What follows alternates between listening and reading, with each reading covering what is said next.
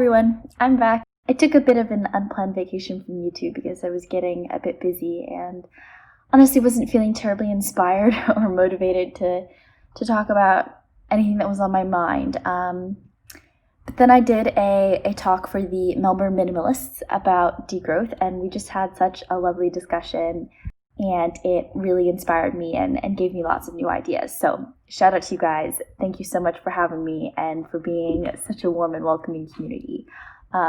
Speaking of which, it was genuinely so much fun to do that talk/discussion. So if anyone else out there has like a group or something they'd like me to speak to, definitely reach out because I'd be more than happy to do that. I had a lot of fun with it. But yeah, because things have gotten a bit busier for me now, I'll probably be going down to 1 video per week instead of 2.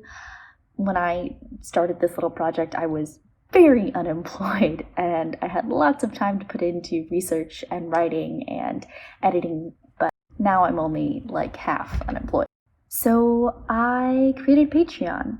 My videos are not monetized, not enough people watch them, but creating a Patreon would help me to devote more time and resources to this channel, and honestly, ideally, I'd like to be able to pay someone to edit for me because the editing process is not my favorite thing, staring at my face and listening to my voice say the same thing over and over and over again. So yeah, if you were able, I have set up 3 tiers of membership, which are $1, $5, or $10 per video. So yeah, the benefits include access to a chat community, so you can talk to me and other patrons directly. You can also make fan requests if you have topic suggestions for videos.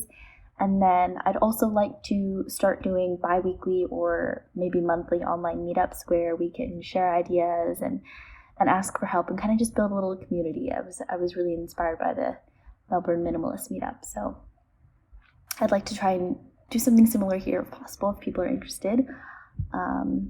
Those benefits apply to all of the tiers. I didn't feel like denying people access based on their economic status. It's just not very on brand.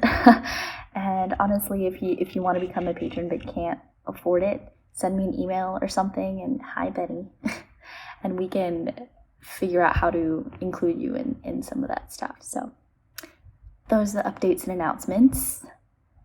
Let's talk about agrobiodiversity. Agrobiodiversity basically refers to the biodiversity of agricultural crops. There are an estimated 400,000 plant species on Earth. We can, keyword can, eat about 200,000 of those. Not that we necessarily want to. Historically, only about 7,000 have actually been actively cultivated by humans. But today, we cultivate only about 150 to 200 species, and only 30 species make up 95% of human calories.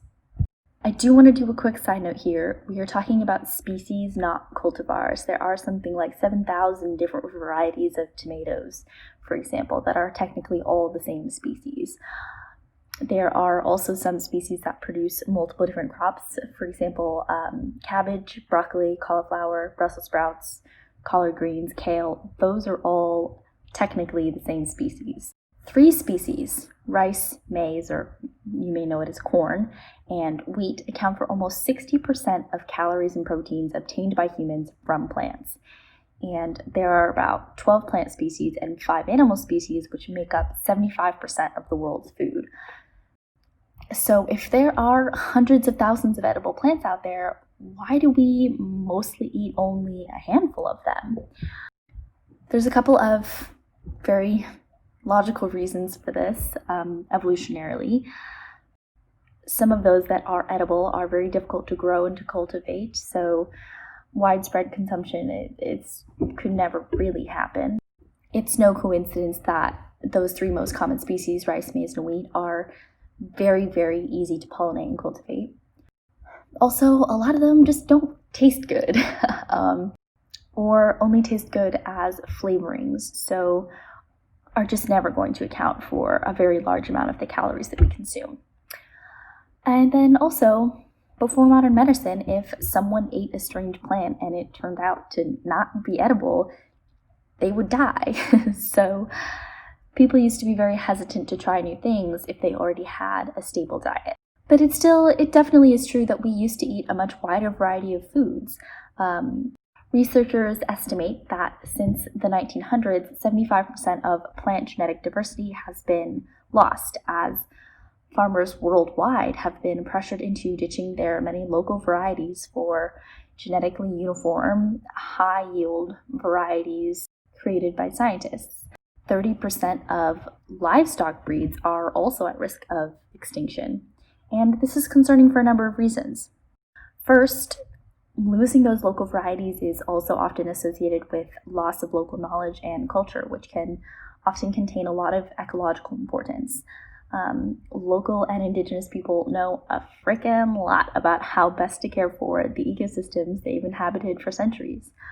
Second, while scientists have done a wonderful job of breeding crops to their maximum yield potential, that also often comes with higher vulnerability to pests, diseases, and climate change, and they often require more in terms of synthetic fertilizers and pesticides.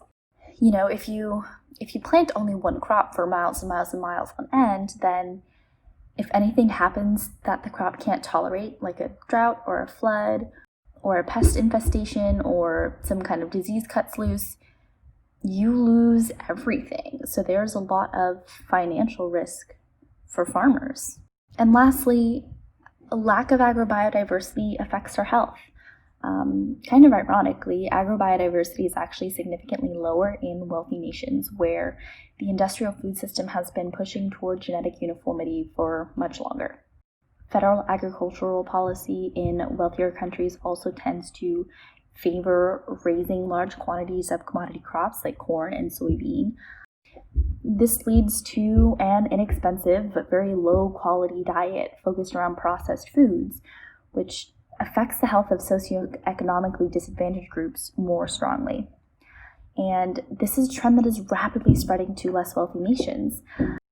Some scientists reason that learning to cook food allowed humans' brains to evolve to be bigger because cooking food essentially pre-digests food a little bit, meaning we can digest more efficiently, eat more calories, and eventually devote more energy to brain power.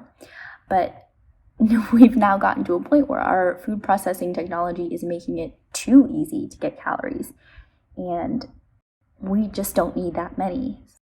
And that has introduced a whole host of health problems that humans didn't used to have, like diabetes. So yeah, without getting too much into the scourge that is industrial agriculture, which I covered in my last video about agroecology, if you've got a home garden, I recommend looking to see if you can find any local varieties in your region and grow those. Or if you have the opportunity, buy from your local farmers market. I don't know what I'm saying anymore. I feel so out of practice. Oh boy, okay. I said a lot in this. Let's see how many I can edit out. Comment below something you learned or something that surprised you from this video, or just anything else you'd like to contribute to the conversation about agrobiodiversity. Like, subscribe, share this video, support me on Patreon if you can. Cool. Bye.